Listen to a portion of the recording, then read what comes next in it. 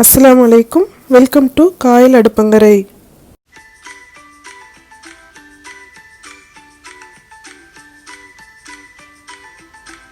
இன்றைக்கி நம்ம பார்க்க போகிறது ஒரு டெசர்ட் ரெசிபி தான் பார்க்க போகிறோம். சேமியா ஃப்ரூட் கஸ்டர்ட். இது ரொம்ப டேஸ்டியான அண்ட் ஹெல்த்தியான ஒரு ரெசிபி. இது இப்போ எப்படி பண்ணுறதுன்னு பார்க்கலாம். ஃபஸ்ட்டு நான் இதில் தேவையான அளவுக்கு நட்ஸ் எடுத்து கட் பண்ணி வச்சுருக்கிறேன். இதில் என்னெல்லாம் இருக்குதுன்னு பார்த்தீங்கன்னா, பாதாம் ஒரு 12, கேஷ்யூ 12, பிஸ்தா ஒரு 20 எடுத்து நல்லா சின்ன சின்ன பீசஸாக கட் பண்ணி வச்சுருக்கேன். அப்புறம் 2 டேபிள் ஸ்பூன் சரோலி சீட்ஸ் இருக்குது.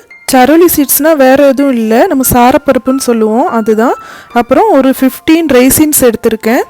உங்ககிட்ட என்ன நட்ஸ் இருக்கோ நீங்கள் அது சேர்த்துக்கலாம். உங்களுக்கு விருப்பமான எந்த நட்ஸ்னாலும் பிரச்சனை இல்லை. இப்போது ஸ்டவ்வில் ஒரு பேன் வச்சுக்கோங்க. அதில் 2 டேபிள் ஸ்பூன் அளவுக்கு நான் கீ சேர்த்துருக்கேன்.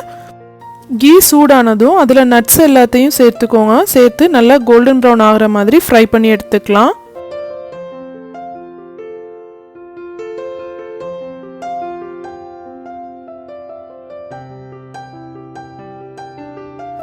இந்த அளவுக்கு நல்லா ஃப்ரை ஆனதும் இப்போ இதை வந்து தனியாக ஒரு பிளேட்டில் எடுத்து வச்சுக்கோங்க.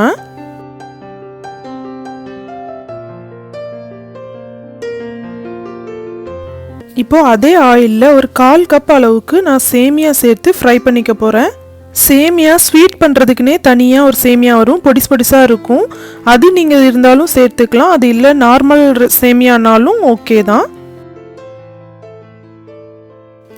சேமியா கொஞ்சம் ஃப்ரை ஆனதும் இதில் 1/2 லிட்டர் பால் சேர்த்துக்கோங்க.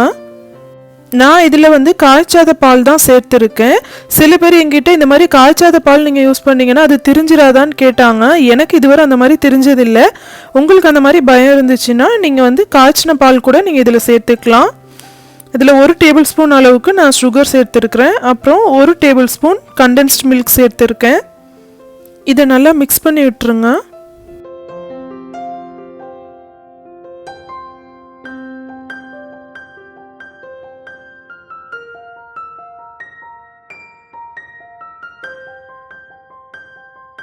இப்போ இதில் நான் 1 டீஸ்பூன் அளவுக்கு வெண்ணிலா எசன்ஸ் சேர்த்துருக்கேன்.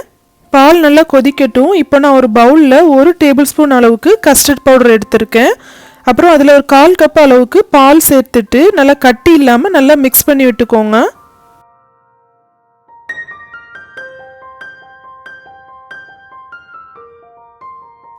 இப்போ பாருங்கள், பால் நல்லா கொதிக்க ஆரம்பிச்சிருச்சு. சேமியாவும் நல்லா குக் ஆகிருக்கு. இந்த டைமில் நம்ம அந்த கஸ்டர்ட் மில்க்கை வந்து நம்ம இதில் சேர்த்துக்கலாம். கொஞ்சம் கொஞ்சமாக சேர்த்து விட்டுட்டு அப்படி மிக்ஸ் பண்ணி விட்டுட்டே இருங்க.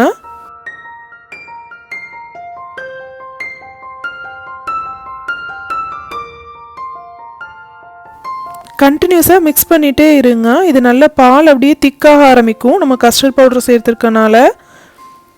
இப்போ நான் ஒரு 2 ட்ராப் நான் எல்லோ கலர் சேர்த்துருக்கேன். இது ஆப்ஷனல் தான், உங்களுக்கு தேவைன்னா சேர்த்துக்கோங்க, இல்லைன்னா அவாய்ட் பண்ணிக்கலாம்.